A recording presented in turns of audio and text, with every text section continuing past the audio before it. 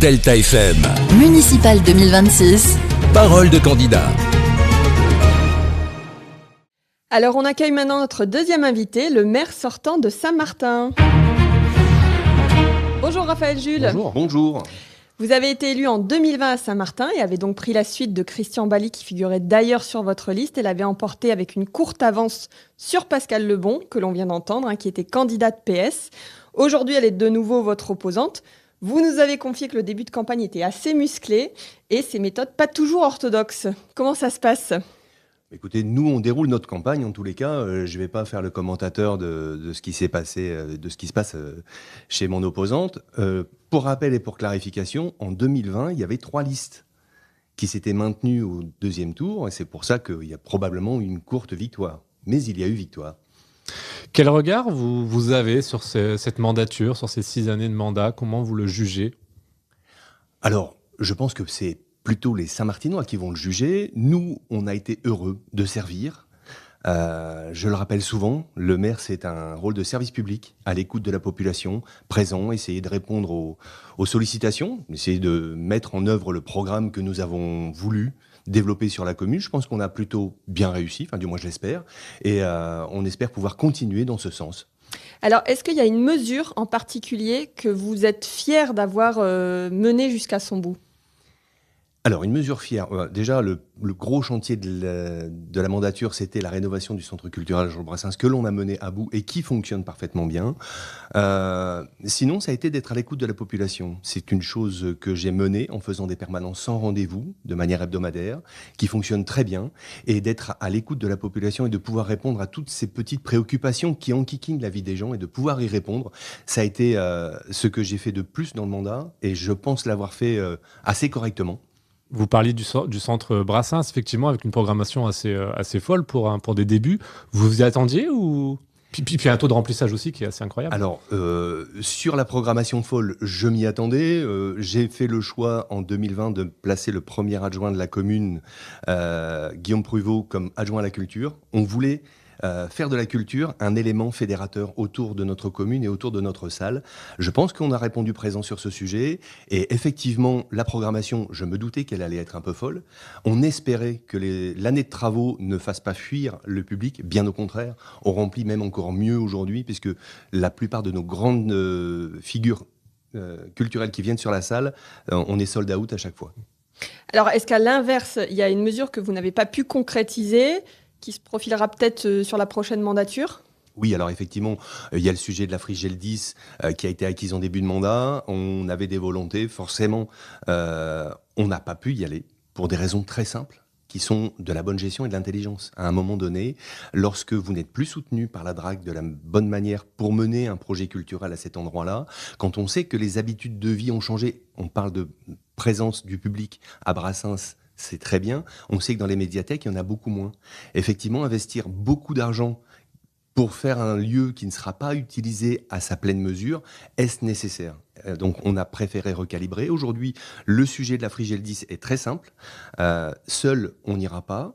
On le fera avec la population, parce qu'on a pris l'habitude de se réunir, de s'écouter, d'écouter la population, et c'est parce que justement, on travaillera avec les gens du quartier, la rue Mangin, la rue Gaston-Durieux, la route de Dèvres et la route de Saint-Omer. On va s'expliquer, on va attendre d'écouter ce qu'ils veulent nous dire, ce qu'ils ont envie de voir, et en fonction des contraintes qu'on aura, on construira un projet ensemble. Est-ce qu'il y a quand même quelques pistes finalement pour cette friche ? Quelles sont les idées finalement dans les tiroirs ? Aujourd'hui, nous, on n'a pas d'idée. Aujourd'hui, il y a une réalité sur la commune, c'est on a besoin de logements. L'érosion naturelle de la population fait qu'on diminue du nombre d'habitants. On a donc besoin de construire. On sait très bien qu'aujourd'hui, les rénovations énergétiques sont importantes. Donc, construire du neuf avec des nouvelles normes énergétiques, c'est aussi important et ça permet à des populations de pouvoir bénéficier d'un logement dans de bonnes conditions, avec une maîtrise de l'énergie, maîtrise du chauffage, du gaz. Donc, il y a un sujet logement, forcément, mais pas que ça. Il y a aussi un sujet cadre de vie qui est extrêmement important, de proximité, de pouvoir se retrouver.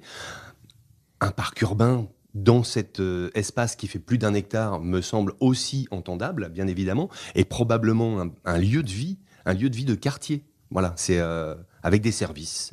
forcément. Saint-Martin, c'est une commune que l'on traverse, une circulation très dense, notamment la route de Saint-Omer. On le rappelle, plus de 22 000 véhicules jour. Comment on gère ce flux en matière de sécurité et de protection des voiries ? Alors, c'est un très grand débat et c'est effectivement une problématique. Aujourd'hui, la ville de Saint-Martin, c'est 6 400 emplois directs. Donc 4 500 sont portés par des personnes qui n'habitent pas Saint-Martin ou Boulogne-sur-Mer. Ça veut donc dire des gens qui viennent de l'extérieur. Vous savez que tous les jours, il y a 200 personnes qui viennent de région parisienne travailler à Saint-Martin. Donc, eux viennent en train, forcément. Mais la réalité, c'est comment on fait pour gérer. Nous, la voirie, elle nous incombe. Il n'y a pas de voirie intercommunale, donc c'est soit le département, soit la commune. La problématique, elle n'est pas les véhicules doivent passer. C'est donc nous de protéger la population, de protéger les piétons. La ville de Saint-Martin, dans son centre-ville, c'est en usage sur les trottoirs, c'est soit des enfants, puisqu'il y a plus de 2500 apprenants en proximité de centre-ville, ou des aînés. On doit donc s'assurer de la sécurité des trottoirs, de l'état des passages piétons, de les améliorer, d'améliorer leur sécurité. C'est pour ça qu'on avait mis une lumière bleue, un espace en plein centre-ville, place Jean Moulin. Et on développera encore ça. Notre projet, c'est justement de travailler sur la sécurisation des voiries. C'est quelque chose d'extrêmement important. C'est donc de contrôler la vitesse des gens qui roulent sur nos voiries. Vous disiez la route de Saint-Omer, mais il y a 4 axes principaux d'entrée dans l'agglomération à Saint-Martin. Il y a la route de Calais, la route de Saint-Omer, la route de Dèvres et la route de Paris. Et ces sujets-là, et j'ai eu l'occasion de me rendre d'ailleurs route de Paris avec un de vos collègues pour en parler, pour évoquer, parce que ces sujets-là sont extrêmement importants. Aujourd'hui, les gens roulent vite et on a besoin de protéger nos populations contre cette incivilité naturelle. Est-ce que c'est aussi développer la mobilité douce ou alors les transports en commun, même si ça vous accompagne directement, mais est-ce que ça peut être aussi une solution ? Ce sera aussi une solution. J'ai décidé, avec mon équipe, de travailler avec notre collègue vice-président au transport pour développer et améliorer la distribution du transport sur Saint-Martin, qui est malheureusement pas la meilleure aujourd'hui. Je pense qu'on peut faire encore des progrès. On a un quartier totalement borgne, il y a le quartier de la Voirie qui n'est pas du tout un quartier desservi par les transports en commun, et c'est absolument anormal. Les mobilités douces, bien évidemment.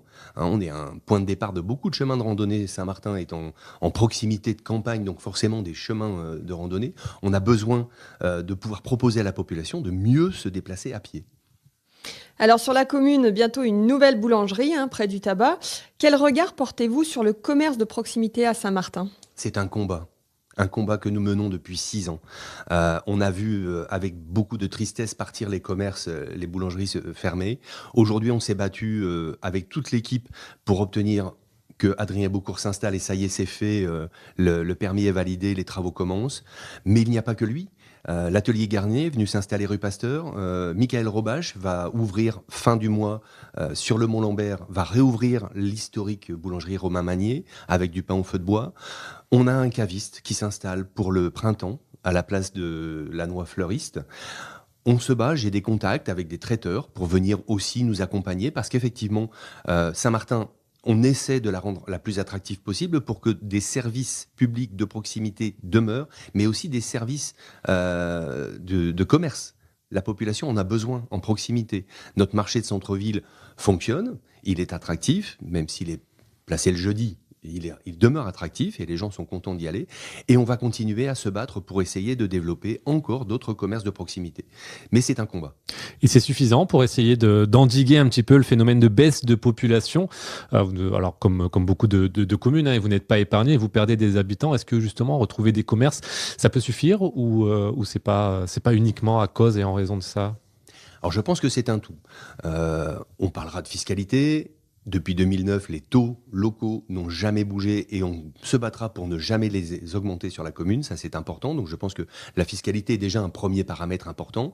Derrière ça, nous avons impulsé une nouvelle dynamique, on a lancé des manifestations, le festival Food Truck, l'apéritif républicain qui s'est développé, mais les manifestations de centre-ville, comme les parades marionnettiques qu'on a menées, sont des éléments programmatiques qui plaisent à la population. Et de l'avoir en proximité, c'est important. Effectivement, la population baisse. Nous devons contrôler cela. C'est général au niveau national que la population baisse. On a, nous, besoin donc de trouver des éléments pour rendre la commune attractive et la maintenir à son niveau de 11 000 habitants. Alors, une dernière question. La fusion de Saint-Martin et Boulogne, c'est une idée qui est complètement enterrée ? Totalement enterrée. Jamais. Jamais de fusion. Jamais de fusion. Merci Raphaël Gilles d'avoir participé à cette émission. On compte donc 2 listes à Saint-Martin-Boulogne. Tout à fait, Rémi. Et c'est la fin de cette émission. Merci à tous de nous avoir suivis. On vous rappelle que les élections municipales se tiendront les 15 et 22 mars prochains. En attendant, toutes nos émissions Paroles de candidats sont à retrouver sur deltafm.fr et en vidéo sur notre chaîne YouTube. Bonne journée!